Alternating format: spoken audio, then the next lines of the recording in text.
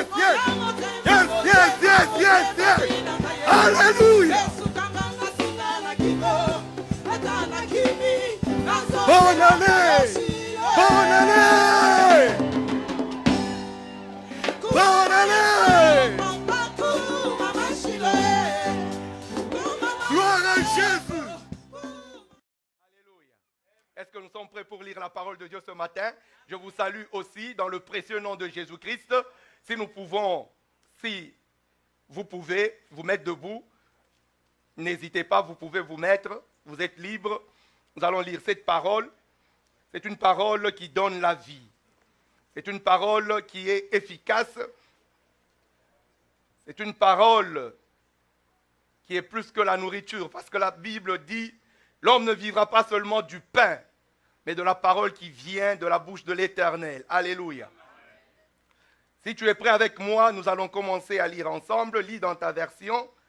Nous lisons Ézéchiel, le chapitre 47, jusqu'au verset 12, à partir du premier verset. Il me ramena vers la porte de la maison. Et voici, de l'eau sortait dans le seuil de la maison à l'orient, car la face de la maison était à l'orient. L'eau descendait sous le côté droit de la maison, au midi de l'autel. Il me conduisit par le chemin de la porte septentrionale, et il me fit faire le tour par dehors jusqu'à l'extérieur de la porte orientale. Et voici, l'eau coulait du côté droit. Lorsque l'homme s'avança vers l'orient, il avait dans la main un cordeau, et il mesura 1000 coudées, et il me fit traverser l'eau. Et j'avais de l'eau jusqu'aux chevilles. Il mesura encore 1000 coudées, et j'avais l'eau jusqu'au rein, jusqu'au genou. Il mesura encore 1000 coudées et me fit traverser, et j'avais de l'eau jusqu'au rein. Il mesura encore 1000 coudées. C'était un torrent que je ne pouvais traverser, car l'eau était si profonde qu'il fallait y nager. C'était un torrent qu'on ne pouvait traverser. Il me dit, as-tu vu, fils de l'homme? Et il me ramena au bord du torrent. Quand il m'eut ramené, voici, il y avait sur le bord du torrent beaucoup d'arbres de chaque côté. Il me dit, cette eau coulera vers le district oriental, descendra dans la plaine et entrera dans la mer. Lorsqu'elle se sera jetée dans la mer, les eaux de la mer deviendront saines. Tout être vivant qui se meut vivra partout où le torrent coulera. Et il y aura une grande quantité de poissons. Car là où cette eau arrivera, les eaux deviendront saines. Et tout vivra partout où parviendra le torrent. Des pêcheurs se tiendront sur ses bords, depuis Engedi jusqu'à Eglaim. On étendra les filets. Il y aura des poissons de diverses espèces, comme les poissons de la grande mer, et ils seront très nombreux. Ces marais et ces forêts ne seront point assainis. Ils seront abandonnés au sel. Sur le torrent, sur les bords de chaque côté, croîtront toutes sortes d'arbres fruitiers. Leur feuillage ne se flétrira point, et leurs fruits n'auront point de fin. Ils mûriront tous les mois, parce que les eaux sortiront du sanctuaire. Leurs fruits serviront de nourriture, et leurs feuilles de remède. Amen. Éternel, merci pour ta parole. Parle-nous, Seigneur, nos cœurs sont prêts pour recevoir cette sémence incorruptible. Je prie, Seigneur éternel, ô Dieu, pour la réception, Seigneur. Laisse que, Seigneur éternel, ô Dieu, que tout cœur en ce lieu soit, Seigneur éternel, ô Dieu, réceptif. Que ta parole, Seigneur, puisse trouver place. Qu'elle soit une sémence qui germe, qui grandit et qui produit des fruits. Merci Seigneur pour l'action de ton Saint-Esprit derrière ta parole. Fais-nous du bien encore ce matin. Au nom de Jésus-Christ, Amen. Amen. Nous pouvons nous mettre dans la présence de notre Dieu. Permettez-moi de reconnaître aussi le bishop au milieu de nous.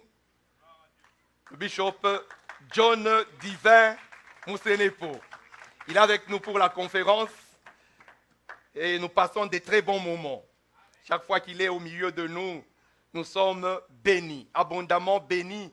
Si vous n'avez pas été là depuis vendredi quand nous avons commencé, vous pouvez récupérer ce soir. Parce que vaut mieux la fin d'une chose que son commencement. Je sais que les dernières minutes sont toujours les meilleures. Parce que les dernières minutes, on peut marquer, égaliser et même prendre le devant sur l'équipe adverse. Amen. Bien-aimés, je poursuis un objectif ce matin en partageant cette parole selon que le Saint-Esprit nous a inspirés.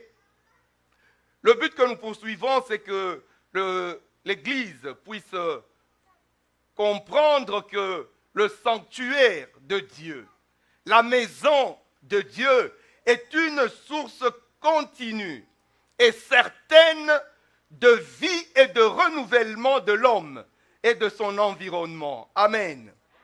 La maison de Dieu, le sanctuaire de Dieu est comme une source qui jaillit.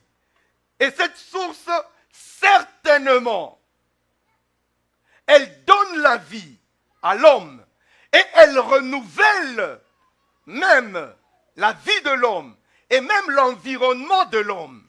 Quelqu'un dit-il Amen? C'est ce que nous voulons que toute l'Église, que nous puissions comprendre et que nous puissions marcher dans cette dimension. Vous allez constater avec moi que aujourd'hui, nous sommes devant une chair nouvelle. Amen. Est-ce que nous tous, nous pouvons le voir? Amen. Nous avons une nouvelle chair. C'est une grâce que Dieu nous a accordée au travers de cette activité de la jeunesse. Voilà que Dieu a voulu que nous puissions renouveler aussi sa chair. Alléluia. Alléluia. Bien-aimé, quand je me suis tenu pour la première fois devant cette chair, j'ai réfléchi un tout petit peu. En moi, je me suis posé quelques questions et après ces questions, j'ai senti la responsabilité de me tenir à la chair pour proclamer la parole de notre Dieu en son nom. Amen. C'est toujours une très grande responsabilité de se tenir devant le peuple de Dieu et de dire voici ce que Dieu a envoyé en ce jour pour que le peuple écoute. C'est une très très grande responsabilité et ça fait toujours trembler. Vous avez toujours entendu beaucoup de serviteurs reconnaître et je ne pourrais pas aussi ne pas reconnaître la peur, la crainte que nous avons de nous tenir au nom de notre Seigneur et proclamer sa parole. Quelqu'un dit-il Amen? Mais je m'imagine aussi pendant que je me mets sur la chaise et quelqu'un d'autre aussi est en train de la proclamer. Je sens qu'il y a aussi une responsabilité de la part de celui qui l'écoute. Parce que c'est une opportunité de recevoir des bénédictions. Non seulement ces bénédictions, les bénédictions même des progénitures. Alors quand on rate de recevoir ces bénédictions, qui doivent passer par nous, pour plusieurs autres, c'est aussi une grande responsabilité. Quelqu'un dit-il Amen? Voilà pourquoi quand nous nous amenons dans la maison de Dieu, bien-aimés, nous devons être conscients de ce que nous venons faire dans la maison de Dieu. Nous devons entrer dans la maison de Dieu et rester focus sur celui que nous sommes venus chercher. Je n'ai pas entendu ton amen. Amen. Sens-toi libre de dire amen. Sens-toi libre de te lever quand tu reçois la parole de Dieu. Si, bien-aimés, nous sommes en train de parler aujourd'hui concernant ce que Dieu peut faire au milieu de nous dans son sanctuaire, c'est parce que nous voulons saisir cette opportunité pour que nous puissions au moins faire attention, beaucoup plus attention, plus qu'avant, du sens sacré du sanctuaire. Le sens sacré, l'aspect sacré du sanctuaire de l'Éternel. Alléluia. Alléluia. Parce que de ce sanctuaire, nous avons dit, il y a les bénédictions qui viennent. Parce que Dieu, il aime rester dans la présence de son peuple. Dieu aime rester dans la présence de son peuple. Et là, c'est pour donner l'occasion à son peuple d'être béni. Il y a un temps, une sœur de l'église m'a dit, pasteur, j'aime une partie particulière du culte. Je dis laquelle? Il me dit, à la fin, quand du haut de la chair, tu commences à bénir. Quand tu bénis, je suis très content. Et je m'approprie de ces paroles qui sortent de ta bouche. Quelqu'un dit-il amen? Alléluia. Alléluia. Bien-aimés, le texte que nous sommes en train de partager ce matin, il s'agit d'un prophète de Dieu appelé Ézéchiel. Il a vécu du temps de la captivité à Babylone, quand Juda a été amené à Babylone en captivité. Ézéchiel était aussi du nombre dans la deuxième expédition. Alors, pendant ce temps, Dieu a permis que Ézéchiel soit son serviteur. Dieu lui permettait de voir des choses en vision pour qu'il puisse communiquer à son peuple. Il y a une série de visions que Ézéchiel raconte dans son livre. Mais ici, nous sommes en train de parler des visions qui concernent le nouveau temple. Pendant qu'ils sont en captivité, le temple est détruit à Jérusalem. Et Dieu ouvre les yeux spirituels de Ézéchiel et lui montre un temple qui sera rebâti. Amen. Parce qu'il lui a parlé pendant un temps de la restauration du peuple de Dieu. Le peuple qui a été assujetti sera restauré. Ça, c'est la fidélité de notre Dieu. Quelle que soit la souffrance que tu peux connaître, bien-aimé, sache que notre Dieu fidèle, dans l'alliance qu'il a avec son peuple, il sait que avant la fin de toutes choses, il va restaurer son peuple. Alléluia. C'est pour cela que le peuple de Dieu vit toujours dans l'espérance. Parce qu'il y a un sauveur qui viendra et qui va nous restaurer. Quelqu'un dit-il amen? Amen.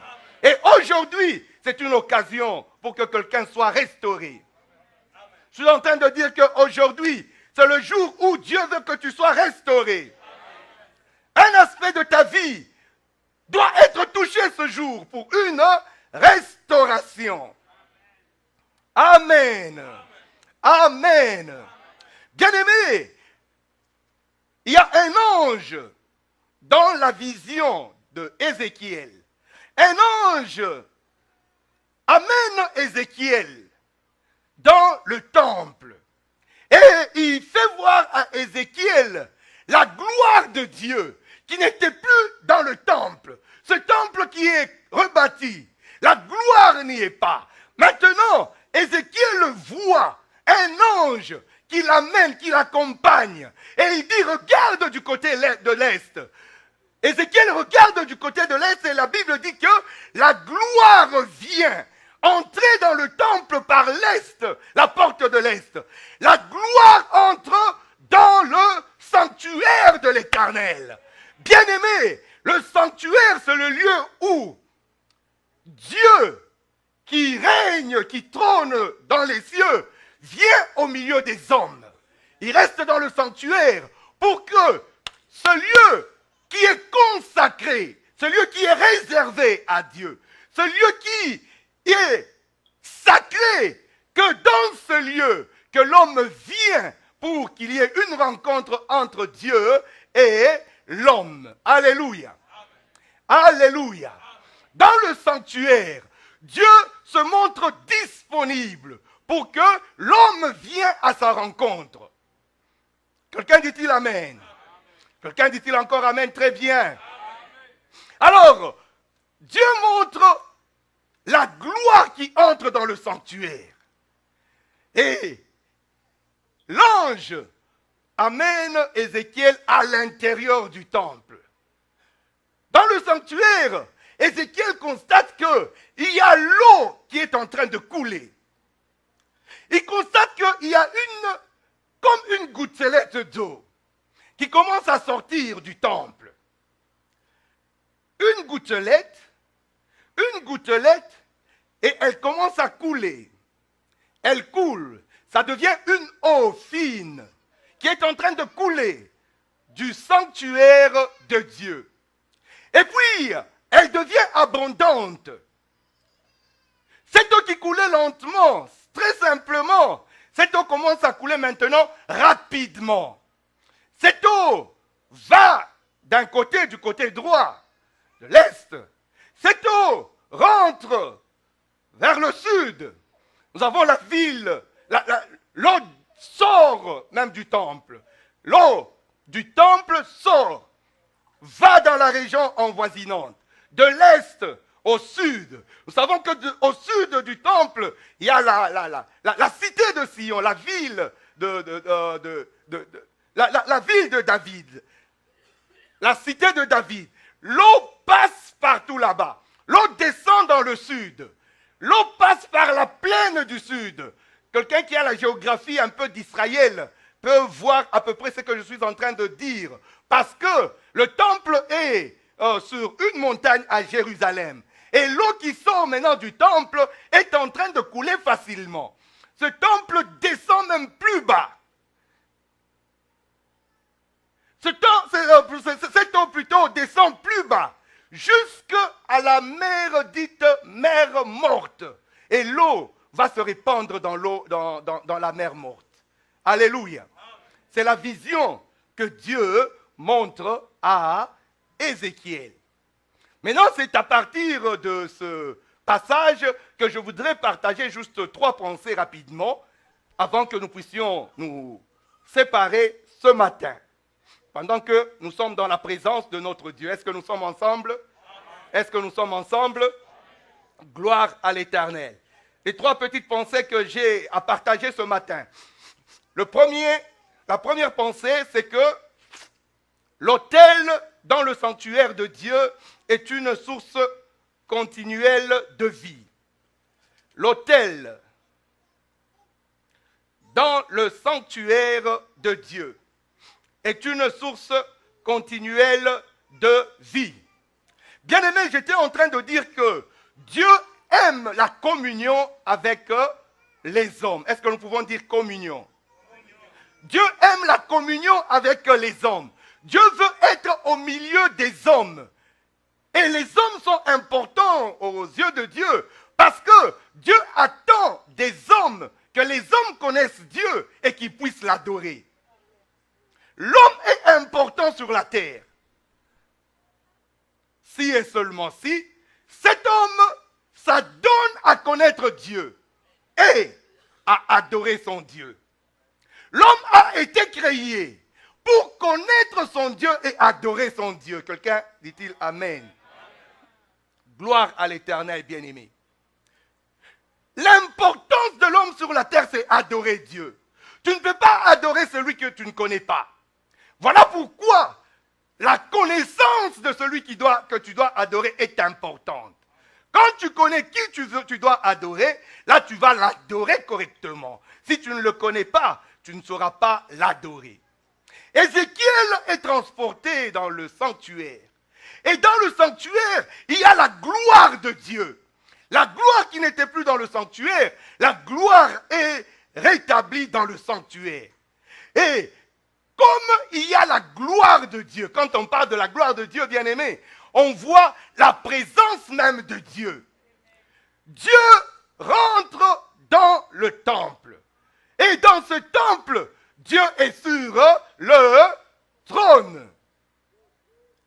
Dieu sur le trône entre dans le temple. Bien-aimé, Dieu, il siège dans son trône, sur son trône au ciel. Mais aussi, la Bible nous renseigne que Dieu peut faire descendre son trône, peut amener son trône dans le sanctuaire. Alléluia. Et dans le sanctuaire, il y a une place symbolique. Nous avons l'autel. Et à l'autel dans le sanctuaire, bien aimé, anciennement, dans l'Ancien Testament, l'autel servait de l'offrande des sacrifices. Nous savons qu'aujourd'hui, nous proclamons la parole de Dieu sur l'autel. Je disais que, à cause de la présence de Dieu, bien-aimé, dans le sanctuaire, à cause de la présence de Dieu, dans le sanctuaire, Dieu permet que Ézéchiel puisse voir qu'est-ce qui est en train de se passer. Il y a une eau qui sort, une petite eau qui sort, un peu comme de gouttelettes. Et puis cette eau commence à couler. Cette eau devient comme un petit ruisseau. Ce ruisseau-là grandit. Ce ruisseau-là devient comme un fleuve. Et ce fleuve maintenant se répand partout. Je voudrais te dire ce matin, à l'autel de Dieu, dans le sanctuaire, bien-aimé, il y a une vie, une source de vie dans le sanctuaire, à l'autel de Dieu. Quand tu viens communier avec Dieu, sache que dans la maison de Dieu où tu vas, il y a une source de vie, il y a une source de renouvellement, il y a une source qui affecte toutes choses. Alléluia, alléluia, alléluia. Est-ce que nous pouvons acclamer l'Éternel?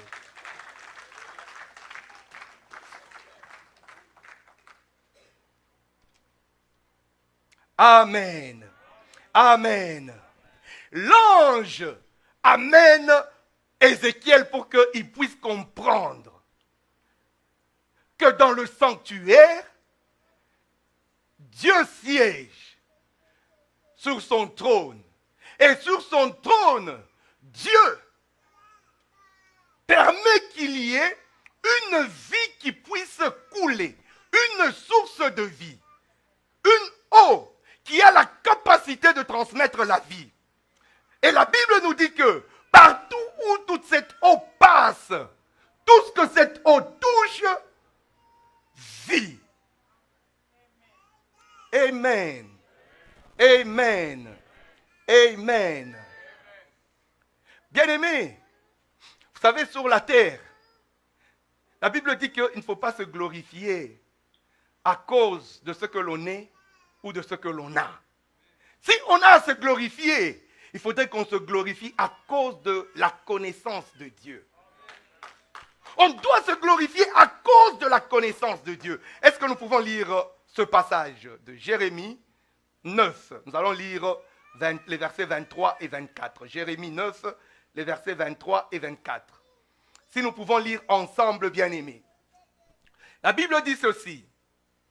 Ainsi parle l'Éternel, que le sage ne se glorifie pas de sa sagesse, que le fort ne se glorifie pas de sa force, que le riche ne se glorifie pas de sa richesse, mais que celui qui veut se glorifie d'avoir de l'intelligence et de me connaître, de savoir que je suis l'Éternel qui exerce la bonté, le droit et la justice sur la terre, car c'est à cela que je prends plaisir de l'Éternel.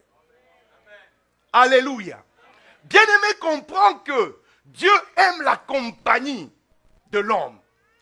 Parce que Dieu qui a créé l'homme, Dieu veut que l'homme soit béni. Et Dieu veut que quand l'homme vient à lui, que Dieu puisse le bénir. La Bible nous dit que Dieu prend plaisir à bénir son peuple. Dieu prend plaisir à manifester sa bonté, à manifester le droit, à manifester la justice auprès du peuple qu'il a choisi. Alléluia. Alléluia. Bien aimés, nous connaissons tous le cas de Goliath. Goliath qui est un homme fort, qui a terrorisé tout Israël. Goliath, à cause de sa force, pendant 40 jours, personne ne pouvait s'avancer de lui. Et il se glorifiait à cause de sa force. Voilà que David, le jeune David vient. Et il voit qu'il y a un insensé qui se glorifie de sa force. Mais la Bible démontre comment David, au lieu de se glorifier de sa force, mais David se glorifie de la connaissance de son Dieu. Alléluia. Alléluia. Je nous invite à lire ce verset pour que nous puissions exactement voir que c'est dans les Écritures. 1 Samuel 17, 45. 1 Samuel 17, 45. Nous allons lire ensemble. Nous lisons, David dit aux Philistins, tu marches contre moi avec l'épée, avec la lance, avec le javelot. Moi, je marche contre toi, comment? Au nom de l'Éternel. Moi, je connais l'Éternel, le Dieu des armées. Je n'ai pas besoin de l'épée, je n'ai pas besoin de la force, je n'ai pas besoin d'une puissance quelconque d'un homme, mais j'ai besoin de la connaissance de mon Dieu. Quand je connais mon Dieu, je peux me glorifier.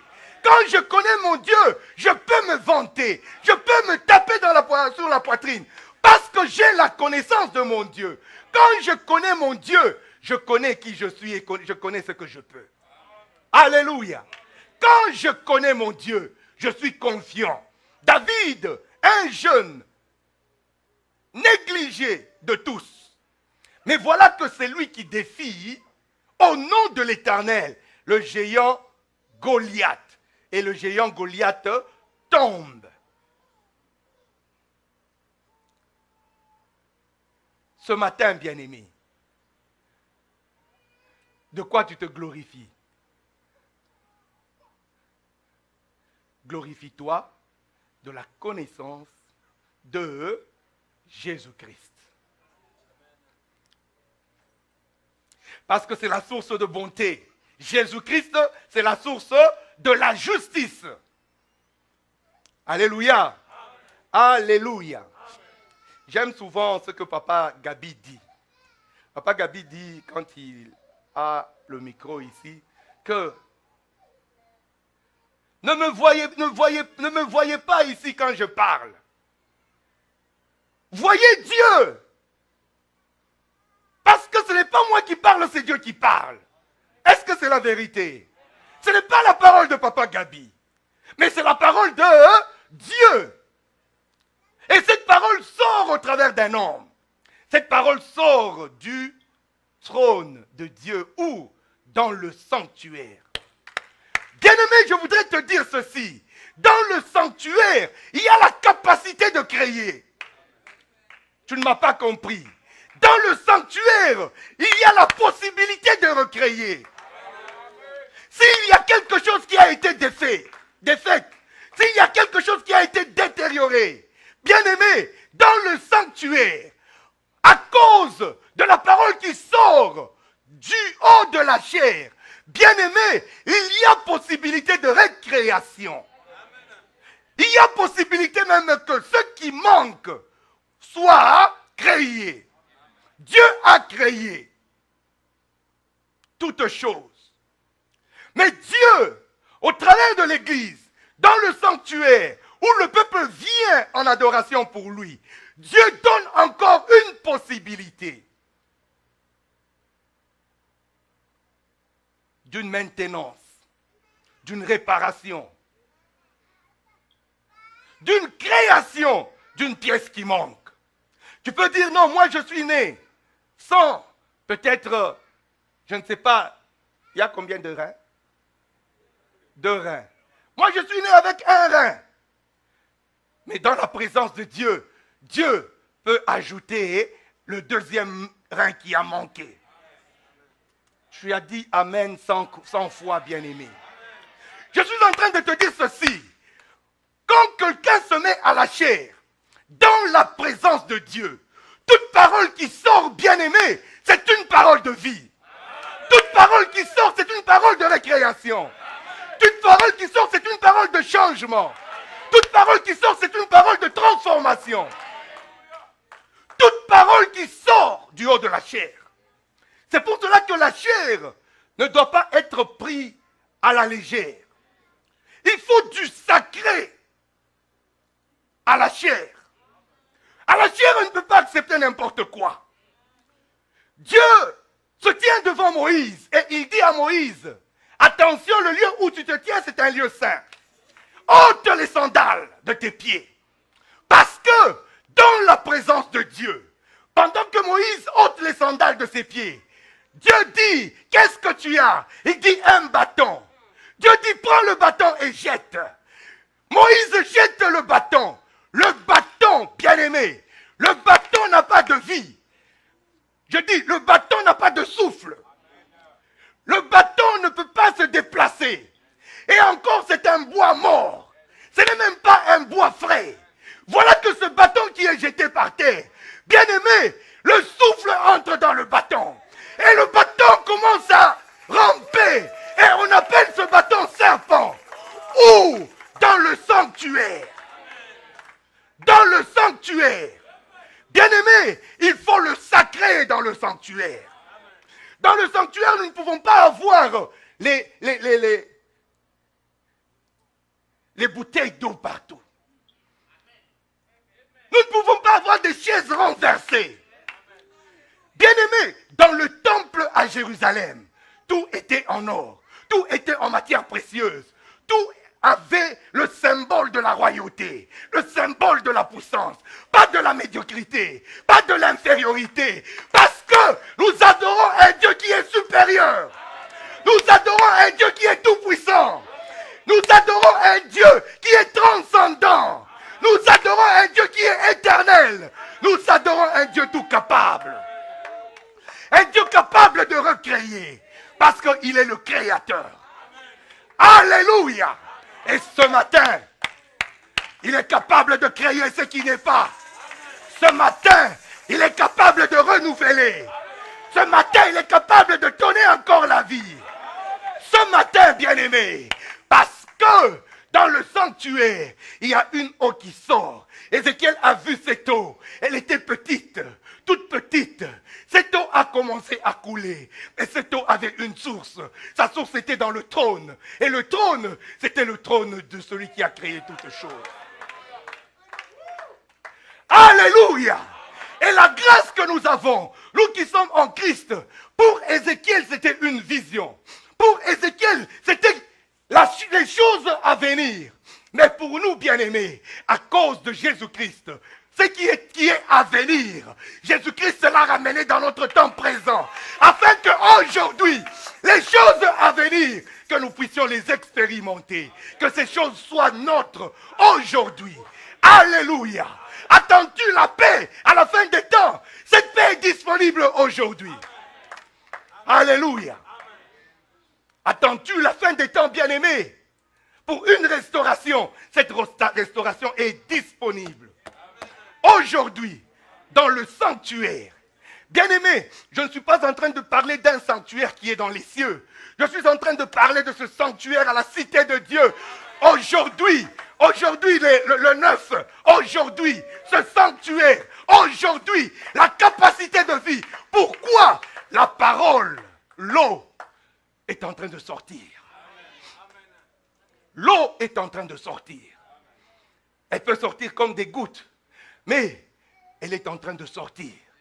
Elle va couler. Et quand elle coule, elle devient un ruisseau.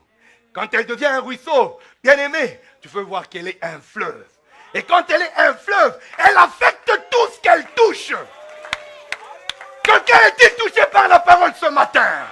La Bible dit que quand l'eau sortait de l'autel, bien-aimé, pour se répandre partout dans toutes les régions, bien-aimé, tout ce qui était touché par cette eau était affecté. Que cette parole ce matin amène à l'existence la chose que tu attends. Que cette parole ce matin, bien-aimé, commande à ceux qui opposent ta destinée, oh, d'entrer dans ta destinée. Au nom de Jésus, au nom puissant de Jésus, ce matin, bien-aimé, que cette parole ouvre les portes que l'ennemi a fermées. Que cette parole qui sort ce matin, bien-aimé, cette parole, ce matin, entre et touche ton corps et même ton être intérieur, afin de penser et les blessures intérieures et les blessures extérieures et les infirmités, bien-aimés, et les maladies. Au nom d'eux, acclame l'Éternel, alléluia. Acclame l'Éternel. Dans le sanctuaire, quand le sanctuaire reste sacré, Dieu est à l'aise. La Bible dit ceci dans Apocalypse 22, les 2 premiers versets. Apocalypse 22. Nous lisons. Et il me montra un fleuve. Il est question de la même vision de Ézéchiel. Jean aussi, bien-aimé, Jean aussi a eu cette grâce. Dieu a permis qu'en vision aussi, il puisse voir ces choses à venir. Et il a vu la même vision, un fleuve d'eau de la vie, limpide comme du cristal, qui sortait du trône de Dieu et de l'agneau. Au milieu de la place de la ville, et sur les 2 bords du fleuve, il y avait un arbre de vie, produisant 12 fois des fruits, rendant son fruit chaque mois, et dont les feuilles servaient à la guérison des nations, acclame l'Éternel.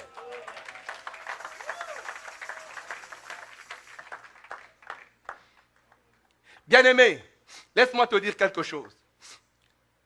La chair et tout ce qui est proclamé de la chair, c'est plus que le système WIC.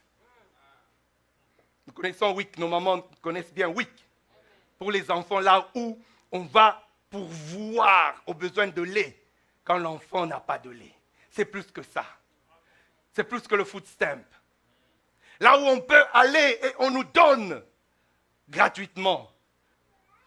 Dieu donne plus que ça. Dieu donne plus que ça. C'est plus qu'une salle d'urgence à l'hôpital. Là où on peut appeler un médecin même s'il était endormi, on lui dit c'est un cas urgent. Et à cause de son métier, il se met debout, il laisse tout et il court vite pour intervenir. Et cela peut échouer.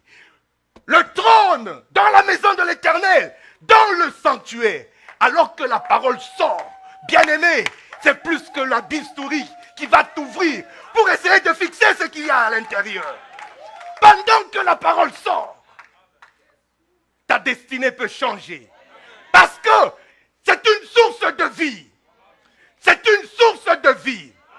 Voilà pourquoi tout celui qui passe à la chair tremble. Parce que c'est une source de vie. Mais ça a besoin d'un robinet pour que chacun reçoive sa bénédiction. Alors le robinet doit être pur. Le robinet, s'il est rouillé, la bénédiction va arriver rouillée. Et elle ne sera plus bénédiction. Pourquoi? À cause du canal. Amen. C'est une responsabilité. Paul disait, priez pour moi, afin que je puisse prêcher la parole. Dans tout son conseil. C'est une grande responsabilité, bien-aimé. Une très grande responsabilité. Ça fait peur. Même si tu es déjà passé 1000 fois, ça fait peur. Parce que cela ne vient pas de toi. À moins que tu ne sois pas appelé et tu te mets en aventurier.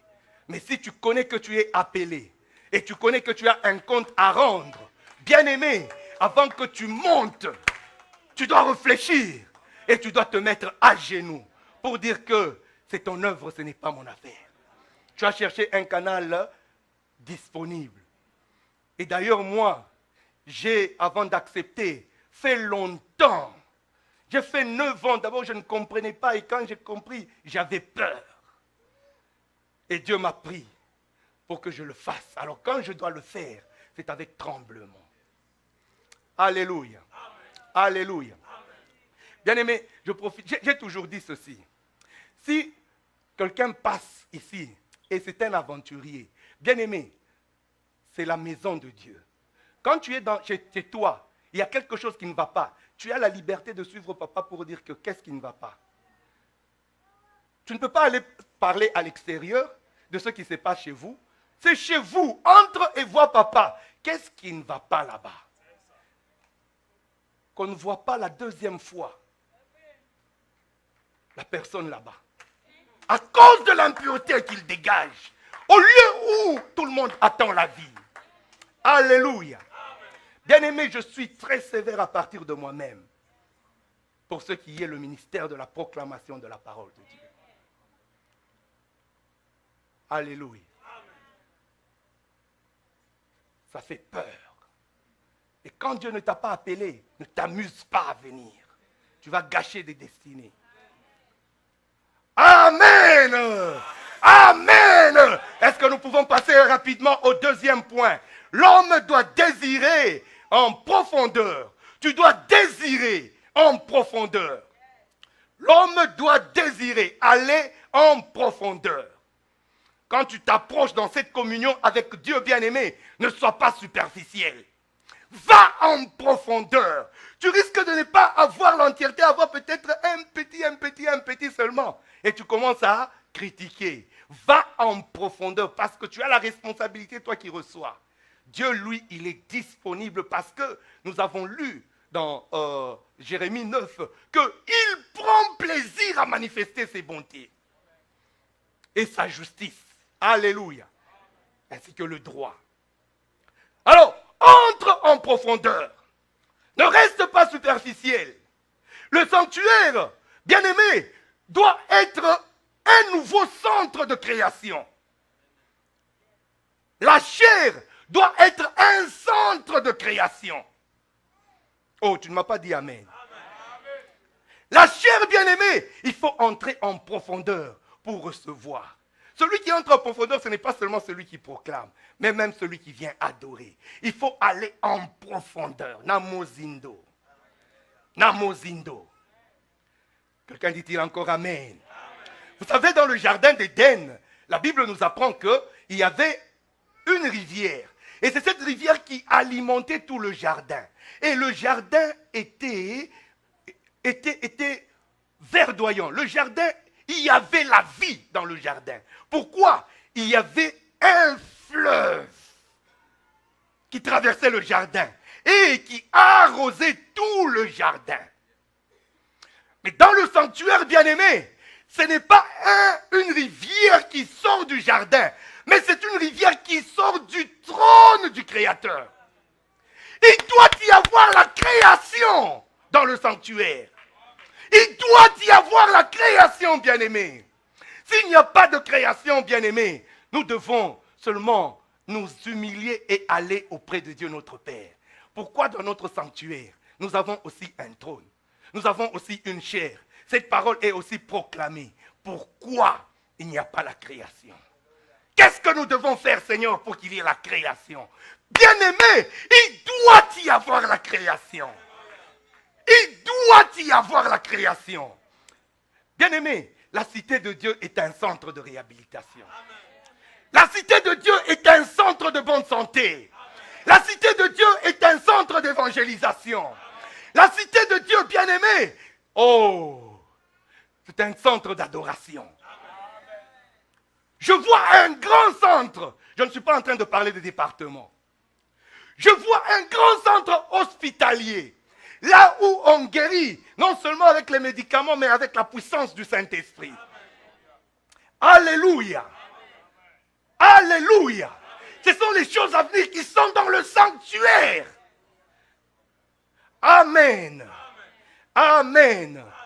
Gloire à l'Éternel. Bien-aimés, si nous lisons rapidement le psaume 46, le verset 5, nous allons lire ça ensemble rapidement. Le psaume 46.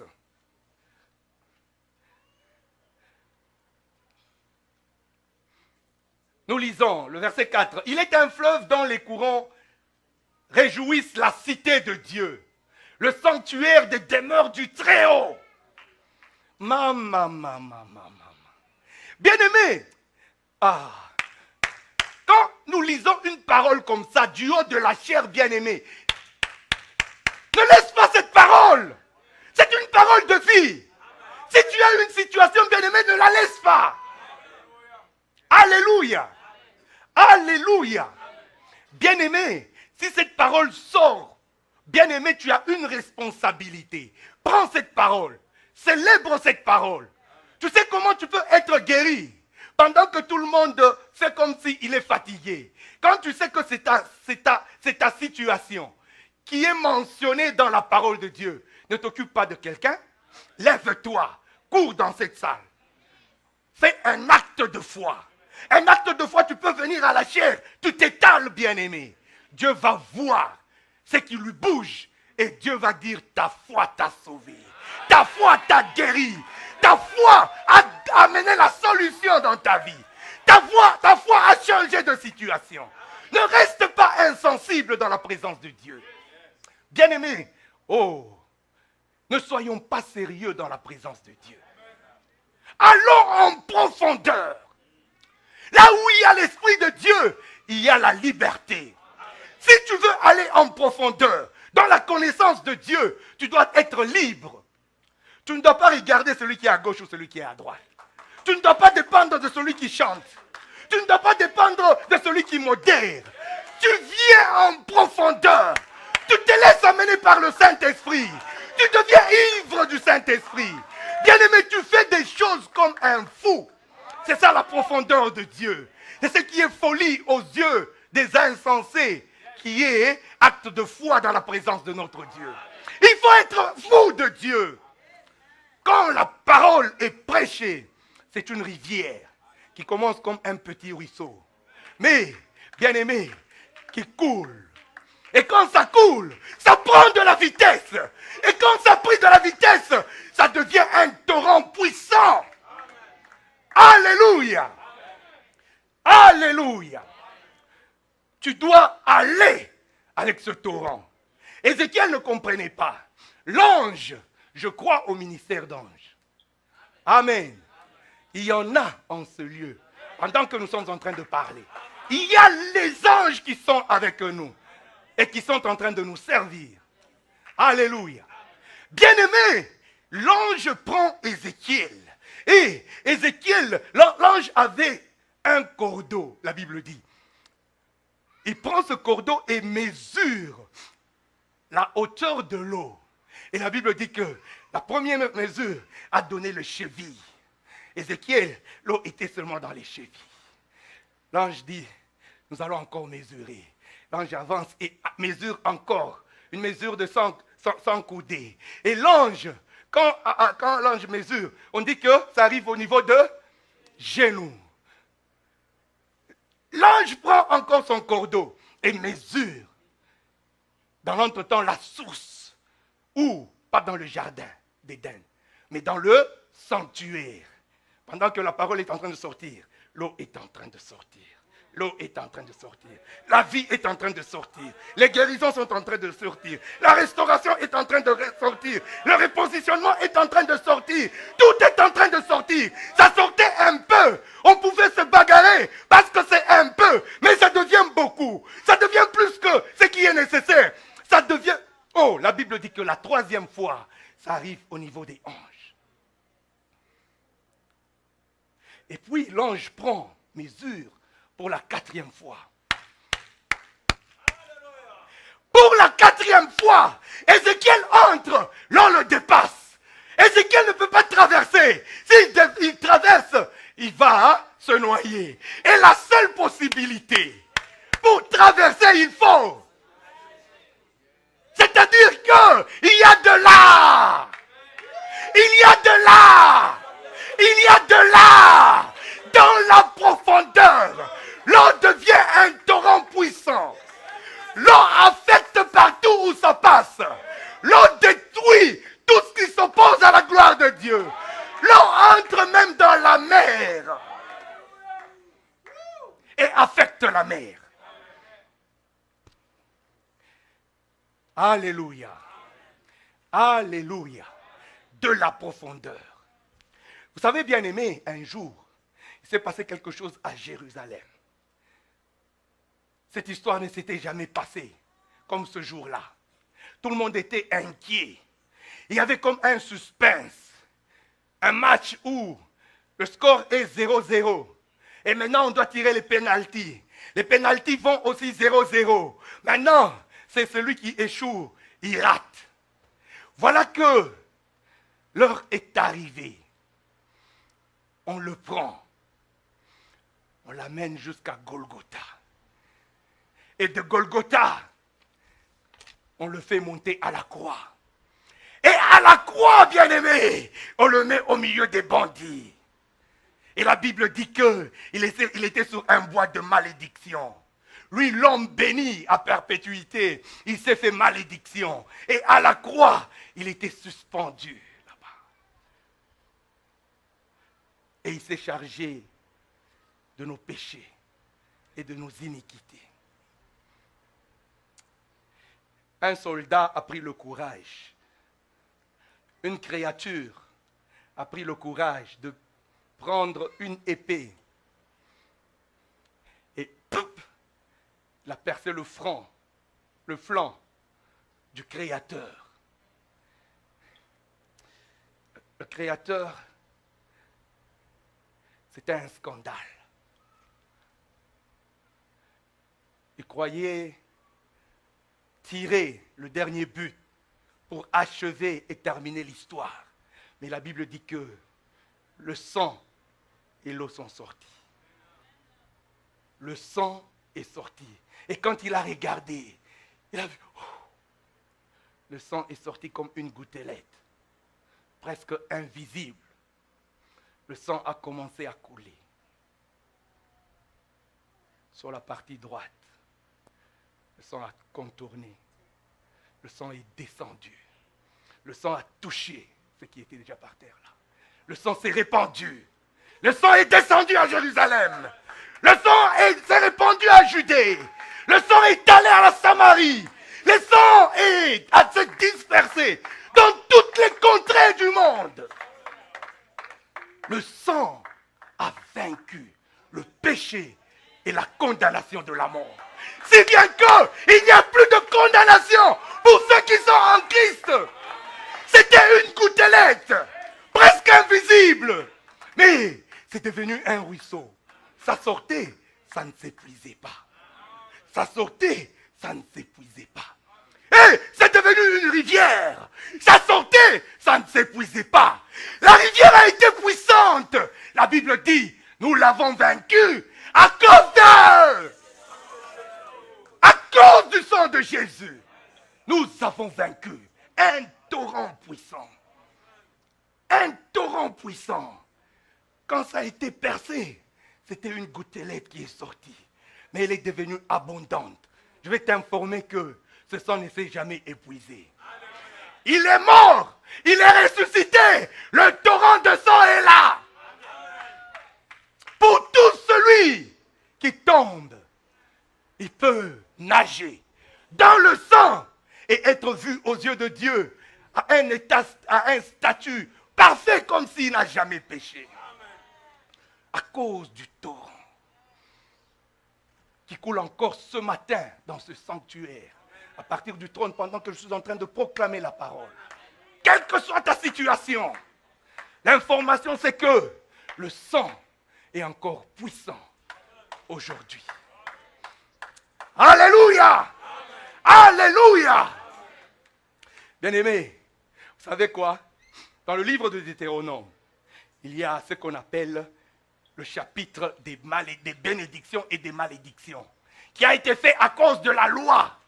Si tu obéis à la loi, voilà ce qui va t'arriver. Si tu enfreins à la loi, voilà. Si vous regardez, les versets sur la malédiction sont nombreux.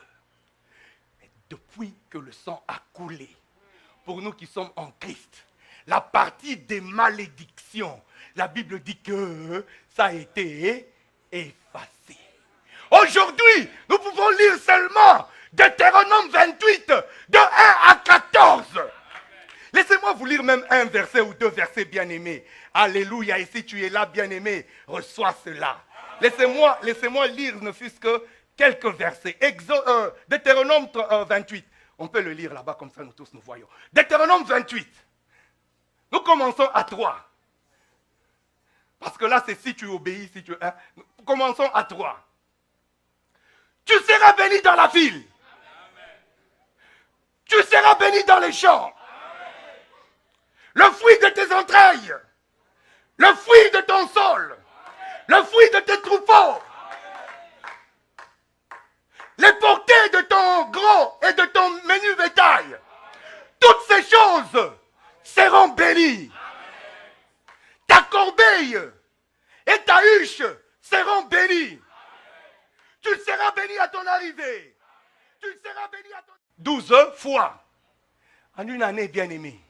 Chaque mois. Janvier, février, mars, avril, mai, juin, juillet, août, septembre, octobre, novembre, décembre. Alléluia. Dieu a déjà pourvu. Quand la parole de Dieu sort, bien-aimé, ta bénédiction affecte non seulement ce jour, mais toute ta destinée. Personne n'effacera ce qu'il a déjà écrit. Quand tu es en Christ,